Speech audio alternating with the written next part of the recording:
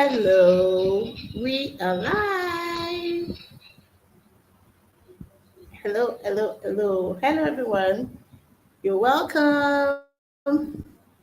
You're welcome to the Millionaire Teacher Show. We are live.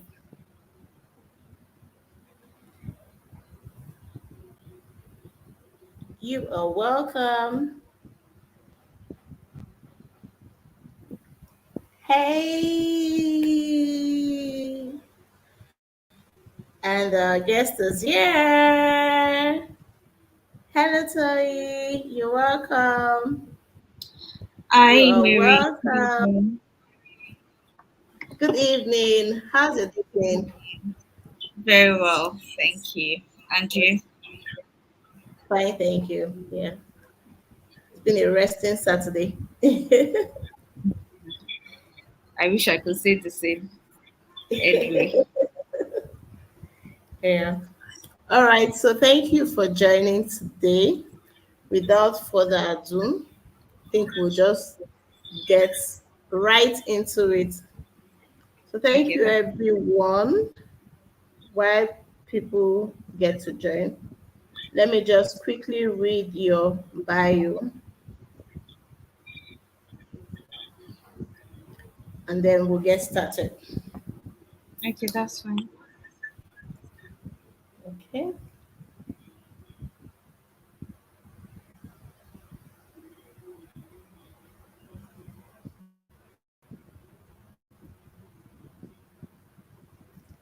So just a moment.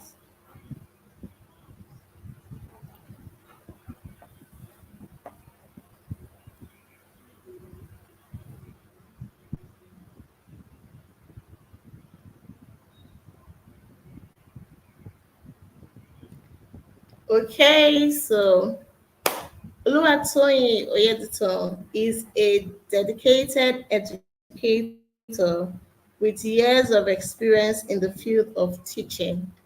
She believes strongly in the transformative power of education that has enabled her make significant impacts on the lives of students. Equipped with the knowledge of applied behavior analysis, ABA, Oluwatoyin understands the importance of individualized instruction and creating a supportive learning environment for all students. She utilizes this knowledge to cater to the unique needs of each learner, ensuring that every child receives the attention and guidance necessary to thrive academically and socially. Beyond the classroom, Oluwatoyin has actively sought opportunities to make a difference in the community. She has volunteered in Children's Light Club, CLC, working closely with young minds and fostering their creativity and personal growth.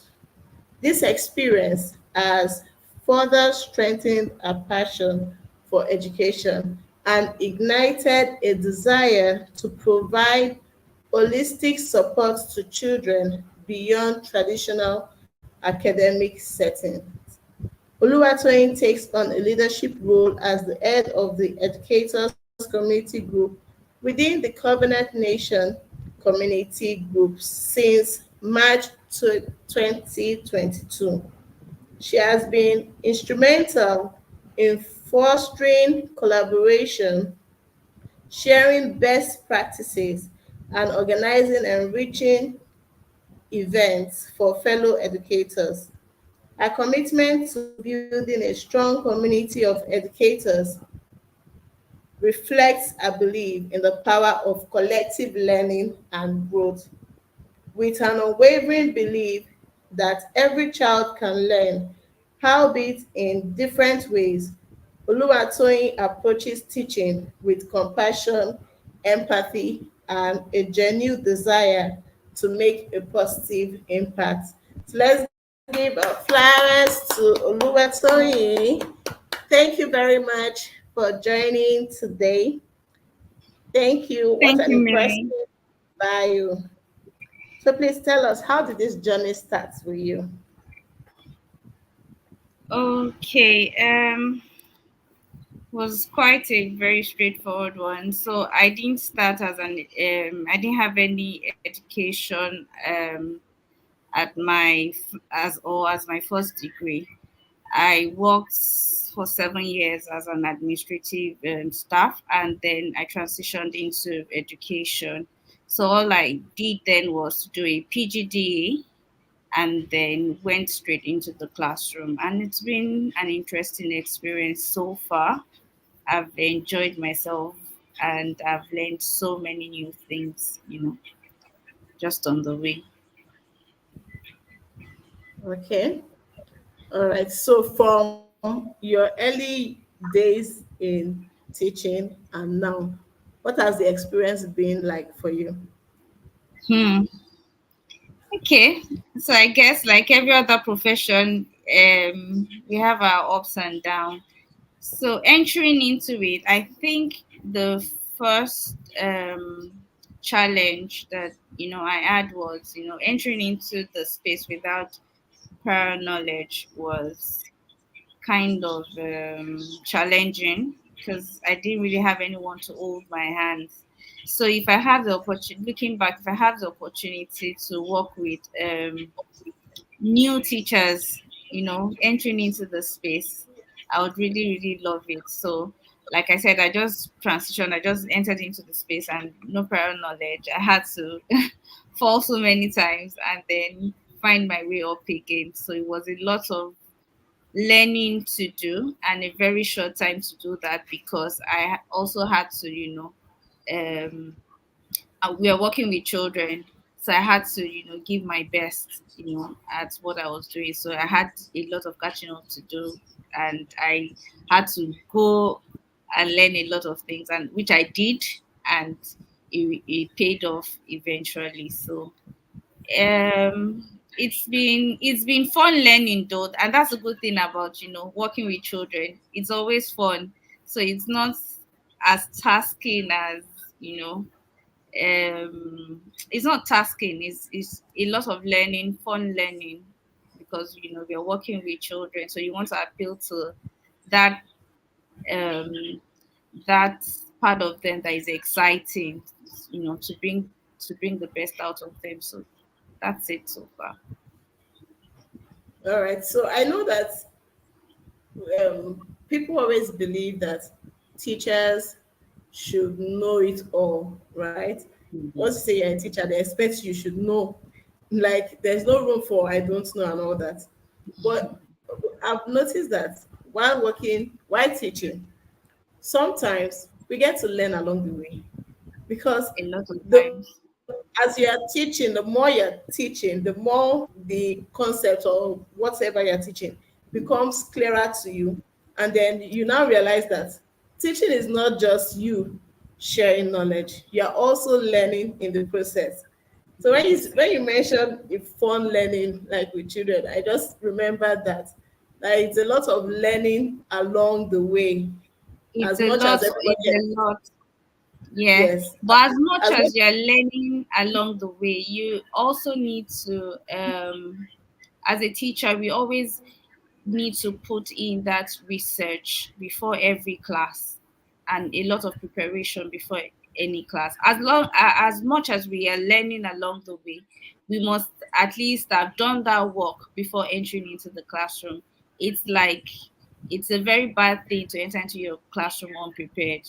It's like very unprofessional to enter into your classroom yeah. unprepared. So as much as you're going to be learning all along, you also have to be prepared. So you're taking the class, you should have done your proper research.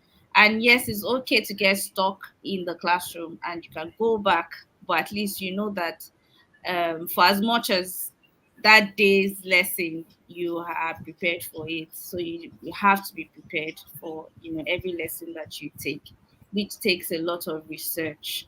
And yes, the learning on the way will be you finding, like, it's a classroom where you have different kids, so it's not a one size fits all situation. So your learning is that okay, I get into the classroom, I'm prepared, this is what I met on getting to the classroom. I was able to reach maybe 3 out of 5 children. How do I now reach the remaining two? So that's the learning. Okay, let's try this other method, and let's try this other method, because every child has to learn, and every child can learn just in their own way. So that's it. Yeah. All right. So now, what age group have you been teaching or are you teaching? Okay, so I thought, or I, yeah, let me say I thought initially when I got into the classroom, I taught year one. So I taught year one for over 5 years, but I actually, I had my first degree was in statistics, so I can teach primary math. So, like, I Maths. can teach from year one to year six math and English Okay. literacy. Like, I actually like every part of teaching. It's quite basic. I see it as basic. It's primary education, so it's like the basic education, basic things that everybody should know. So throw me Yeah. into any maths, English, science, I'm fine. You know, when you said this thing that it's basic, I Yeah. remember when I was teaching, um, yes, 4 to 6, right? But it was in a public school. And then I realized that the children there were struggling with some concepts, which I didn't understand why. You know, like you mentioned, it's basic because it's primary. Like you just expect that these things, like there's a process, you should have known this before knowing this and all that. So by the time you are teaching this, you just expect that they should know, and they struggled. And that was a big deal for me. I had to always keep going back. So lessons were not funny at all because I would take more time than the allocated time. And sometimes I'll even beg them to stay back after school. This is because I just wanted to fill in and fill up and meet up with the curriculum and all that. And it was Yes. very tasking. So So that for experience like made me to situations like decide. that, for situations like that, I would say maybe the foundation, the foundation level is always very, very, very, very important, because really, what is learning? It's just building on prior knowledge. You're Exactly. building, it's like building on prior knowledge. So, yeah, and the prior knowledge is that you have to have a foundation. If the foundation is good, then you know that whatever structure you're going to put on up will last. But once the foundation is shaky, then you know that you will always have a problem. So I would say that maybe those students had a very shaky foundation, and then really to reach them will be to go back to reteach, and then you you definitely get there. And that's why sometimes we preach that it's not all about curriculum, it's about reaching the children, Yes. meeting their needs, meeting their needs. Right. So you see, that experience made me go into the early years because I was like, okay, I need to trace back this foundation thing that we are talking about. Let me now go lower and lower and lower and sort out the foundation and all that. Then that was how I just ended up in early years. Because I went for an interview and I just told them that I want to go lower. This is the class Oh, I'm in. really?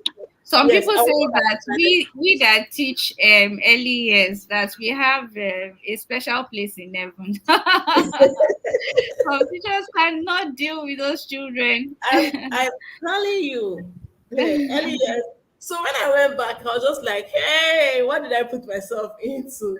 Like this foundation thing that I said I want to go myself. That is it So we not need the extra people that are patience. just extra patience and all that. So, but Yeah. it is fine. So all right, so can you share like a memorable or rewarding teaching moment that you've had that is significant or that has made an impact in your life?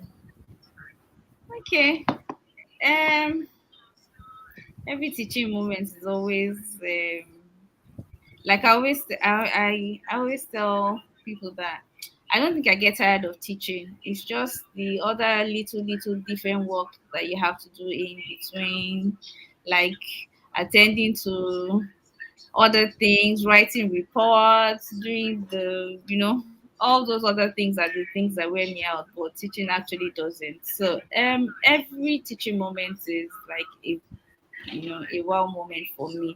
But the fun part of teaching is when the child gets the aha moment, that moment that the child gets it, like you've been teaching something, and you expect the child to get it.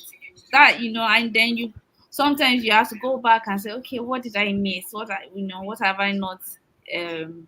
what have I not done? And then you come back and then you reteach it. The joy is seeing the child say, "Oh, I get it."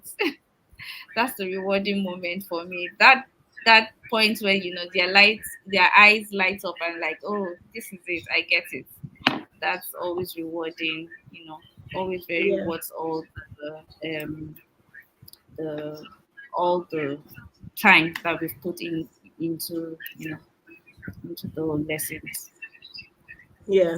That really makes sense because I remember an experience I had where I was teaching 2 to 3 years olds solids, liquid, and gases. So solids, we just said I explained what solid was and started giving examples. And this child left the examples I was using. I started by using blocks and ice cubes when it melts, the water and all that. That was how I started in explaining. And then this child went beyond that to show that the child had internalized the knowledge. The child said, "My hand is solid, my leg is solid." And then we now moved from teaching solid to relating it to parts of the body and all that. And the mother had to come to say, please, this topic that you taught, my child will not let me rest at home. Like everything, she just keeps pointing to everything. That really, really showed that that child had internalized the knowledge. And that's when you mentioned the aha Yeah. moment, Yeah, I just that's the good thing remembered about that being a that child. was an They aha always moment like for to show off that what child. they know. Yeah, Yes. they always like to. Okay. All right. So thank you very much. You So like well, now, so far, what challenges have you faced in your teaching career, hmm. and how did you overcome them? Okay. Uh, you know that the world is ever changing, always revolving. So change is always a constant thing. Um. So what challenges? The challenges is I've worked in an environment where I've had so much to use. When I mean so much to use, I mean I had resources that resources was made available, and I've also worked in situation where you don't have enough resources to work with, but that's not an excuse. Learning has to go on. So I think the challenge is working in an environment where you don't have the resources available, and learning has to go on. And so it means that you are putting in extra work to ensure that your work is done. So I'll say that's it. And then yeah, that's basically it.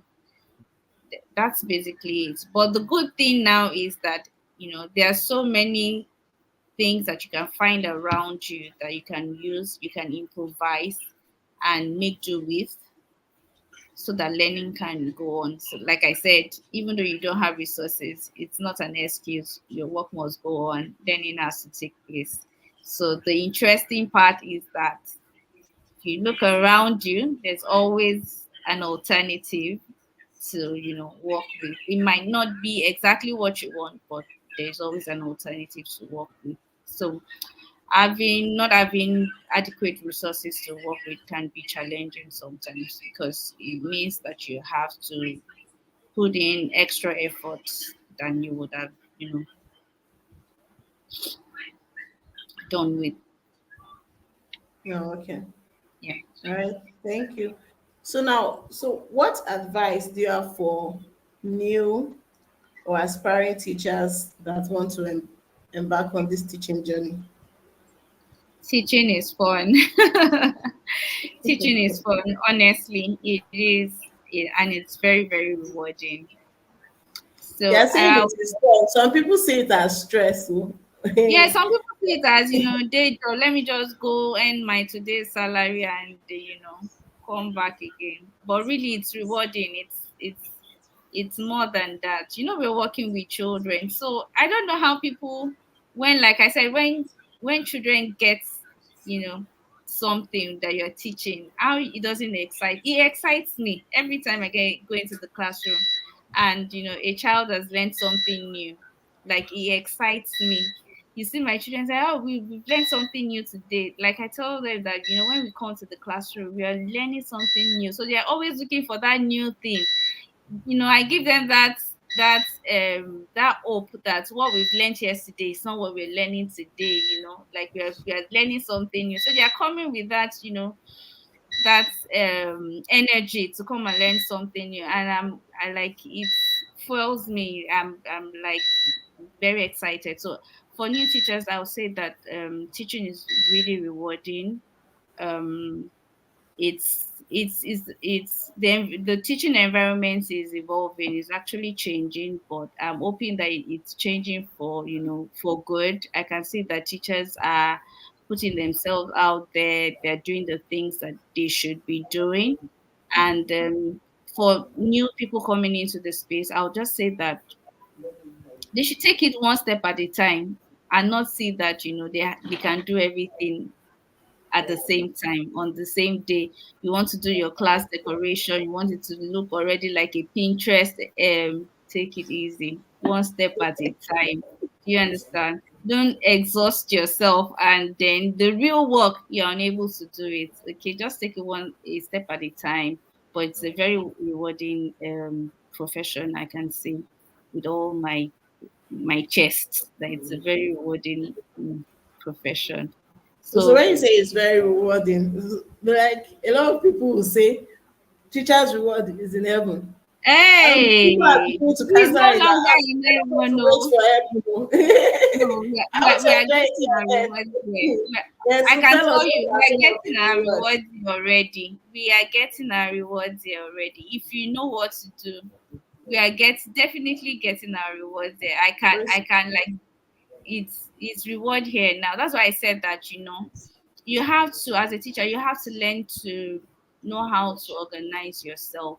If you're organized, then you can do all the things that you want to do, and you can get your rewards, yeah, right here on earth. All right, Not so in tell us heaven. how do we get those rewards? So um outside your 9 to 5, there are so many other things that you can do. So many other things. I don't know why teachers don't do arts and crafts and put their things out there, for people to buy.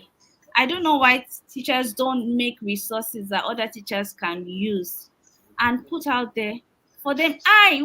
Like I said, when I got into the teaching profession, I did not have resources. I did not have anybody to put me through. I went online and I was started buying people's resources in the US, and I was using it. I'll go online, buy resource, $2, $1, $5, and I was using it. So we teach, and they were made by teachers, and it was helping me. So why can't teachers? That's why I said you have to be organized. Do your 9 to 5. Find time to do those extra things. Your rewards are here. Thank God for COVID. Thank God for our eyes being opened, and a lot can be done online as well. Why, after your 9 to 5, you're going to go home, 1, 2 extra hours at home, do an online class. Your rewards are here on earth. You just need to open your eyes and see it. Okay, There's thank you so very much, much. so See, many you're just things. highlighting these things. Like I need you to break it down so that people can learn. Okay, so you say just do online class. How will I get to do the online class? I'll just go. How do I get the Okay, learners so to come let's online. even put that The online class. resources, yes, I Let's know put the that you online can. class aside. Let's put the Okay, online class aside. Let's start with arts and craft. I like teacher tees, and if you look at teachers, a lot of people do wear teacher tees. Buy teacher tees, print on it, sell it to your teacher needs. They will buy it. Just make it affordable. People will buy. You will make your extra money there. Cool. okay, Teachers make, there are so many arts and crafts. You can make coasters with raisins. You can make worksheets online. Learn how to use what's it called, PowerPoint. You can make classroom worksheets. You can sell it online. You can even sell to your colleagues at school. That's another way to make money. Okay, now you want to teach online. I know that most schools have these policies that you can't teach, you can't teach your learners from your school, or something.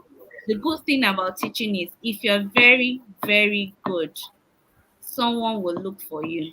So let me tell you how I got my first teaching gig. I just entered the teaching space. I didn't even know that they used to do extra lesson as extra money. But I just started teaching, and my students used to go home and say, "Oh, they have a new teacher. They enjoyed that teacher in classroom. That she's always fun whenever she comes to the classroom." One day, I was driving out of my estate, and the students and our parents, they were driving into my estate. Apparently, we lived in the same estate, and I did not even know. I did not know. I was just driving out. They were like, immediately the mom, she pointed. So my student pointed me out to our mom, and our mom said, and called. She gave me a call immediately in the car and said, "Oh, we just drove past you, so we live in the same estate. You have to, do extra classes for my children." That's how I got my class. So if you're really good at what you do, you would always find, people will always find you because you're good and they know it. So just be good at what you do. Put yourself out. Like I said, teachers are doing very well in the um, online space now. They are putting themselves out. So put yourself out. You will find it's teaching, it's education. It's what people really need. It's a service that people really need. So you will always find. I've never sat for too long without finding anything to do. No, I've not. yeah. Thank you very much. I just needed you to like break down that so that people that will get to watch this would learn from it, especially for people that are upcoming and all that. That this may sound new to them, right? They'll get to learn from it. Thank you very much. So now I want to ask you one last question because I don't want to keep you for too long. I know you've had No, a long day. Yeah. no, it's okay. Can you just tell us, like, in this your teaching profession, what has been your experience?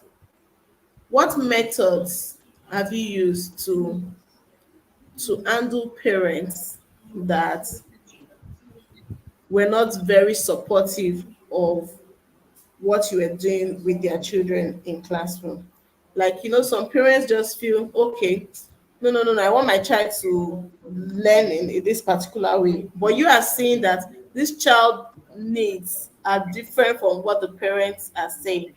And you are trying to make the parents understand that, okay, this child needs this, and I'm trying to achieve this with this child. How were you able to handle such a situation when parents are not in agreement with your methods or your strategy for helping their child? Okay, so I've never been in a position like that. I've never. So you're a teacher, you're a professional. You're as professional as a doctor is. You are a professional as a banker is. You don't go to the bank and tell the banker that you want them to keep your money under the table. They keep your money where they think is the best Same place to keep truth. your money. You don't Exactly. go to the hospital and tell the doctor that I want you to give me Buscopan for headache. No, the doctor will give you what he thinks you should be given for a headache. So the same way, if you're a teacher, nobody should come to your classroom and tell you how to do your work because you're a professional. And so that's why I said that as a teacher, you have to know what you're doing. You have to be very, very professional, you know.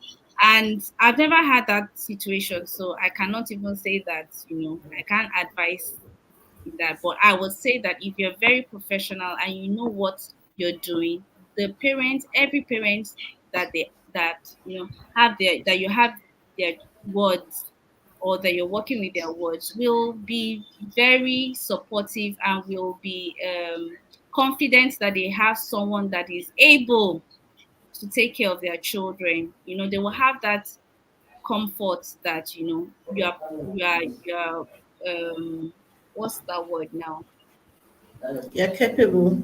you're capable, of giving their child the best. So I've never been in that position before, because I make sure that I can explain everything. And what I also do is that I carry the parents along, so the parents know what you're doing. So, that's a very good thing.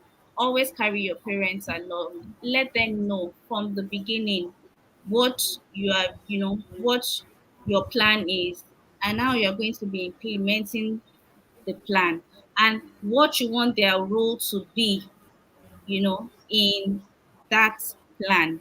So once there's no communication gap, everybody knows their role in, achieving that child's educational goal. Then everybody will take their own roles and will not be in anybody's space. So I believe that, we are as professional as we should be, and we should act that way. So we shouldn't allow parents come into our business. You know, we should we should Thank take you. our Thank we should, you. yes, we should take our Yes, place. We should take our place. I needed to ask that because sometimes you find that some school owners support parents against their teachers. And like once a parent comes and lays a complaint, they'll listen to they say the parent is the customer, the parent is key. And they forget that without the teacher, the school cannot run, even though we need the parents to come in and all that. So I'm just so glad that you're able to address that. Okay, All I'll like to also add something quickly, that so every like I said, everybody has their roles. So you as the teacher, as you're carrying the parents along, is if you also have an issue that needs to be reported, you also need to report it to your line manager. So don't take um situations into your hands. If you have something that you think that your line manager should know, discuss it with them, so that you can even brainstorm with them. Don't be an island, find ideas, and there are ideas all around you. Don't think that you have the best idea, so you don't want the next teacher, or you don't want the next person to steal your idea. What if their own idea is better than yours? How would you know? And then, because the way the school system is, you even always have a line manager. So always report to them, brainstorm with them. They might have better ideas that can help you do your work. So don't, as much as it's your classroom and you want to do your thing as well, try to carry all the stakeholders, everybody that is necessary, or along. right. Thank you very much. So, any final words for us today so that we call it a day? Final words. Final words for us. Okay. I know this is Okay. our first time on YouTube. So we don't have people asking questions and all that. Or like if we're on Instagram, we would have had people coming in and asking questions, but subsequently, people will get used to coming on YouTube. Okay, so I guess it's a start, so it's a good one. I believe, yeah, people will come in, and I know that I used to, because I'm subscribed to your page on Instagram. I used to get that 5 p.m. notification that Notification. the Yeah. millionaire teacher will be on. So I'm sure people will get used to it and will come on.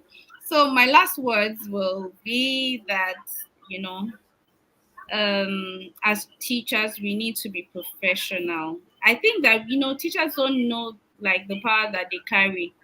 We do it like we do our jobs like, let me just go and do today's zone, and then anyhow. No, we can't just be anyhow. It can't be. Imagine that they tell you, go to the hospital and you see a doctor and they say, this doctor, he went to med school for 2 years. Then he was out. Then went back again for 2 years. So is it like anyhow doctor? I'm sure nobody will want to use anyhow doctor. In the same way, nobody wants to put their children in anyhow teachers. And so we should really take our job seriously, invest in ourselves, invest in the children that we have been placed that have been placed in our um that have been placed in our classrooms. And really, we are receiving all our rewards here on earth. It's not only in heaven. So I'm very sure that if you do the right things, the things always come. The law about when you sow good seeds, it comes back to you. So that's how it is. When you sow good seeds, it comes back, and in many folds. So let's be the best that we can be, and we'll definitely reap our rewards. Thank you very much. Thank you. It was so nice to have you here. You kept Thank saying you too for rewards, having me. rewards, rewards, rewards, rewards. Yes, because I have to say rewards, because I'm tired of these teachers' rewards is in heaven. We have rewards here on earth. We have teachers doing great things, and I'm so happy that that they're putting themselves out, and we're seeing it. Let Sorry, me just put, and we are let seeing me it. just put Yes. that as a banner here. Teachers will always get their rewards.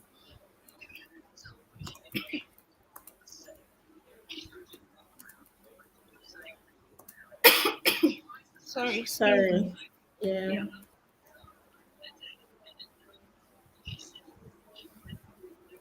So teachers will always get their rewards here on earth.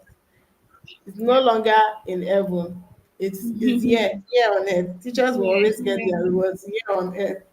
And thank you very much. Sorry, so sorry. Yes, Thank you please. very much for highlighting that and letting us know that it's not just work, work, work, work, work. There are benefits in this work. And the only way you can get the benefits is one, mentioned working with the right set of people. Yeah. Because sometimes we don't get to enter into the blessings that are there because we are not even aware of where the blessings are. You also mentioned that being professional, knowing who you are, what you are called to do, and what you are doing, and doing what you are supposed to do. Be good at what you are doing. That will also bring the rewards and the blessings to you. And then you also mentioned that we should not overly exhaust ourselves in the process of wanting to have a picture perfect class like what you've seen on online and all that. Start from where you are and gradually build on it. And once you build on it, you will become that person that is sought after, and put yourself out there. While you are building on it, put yourself out there.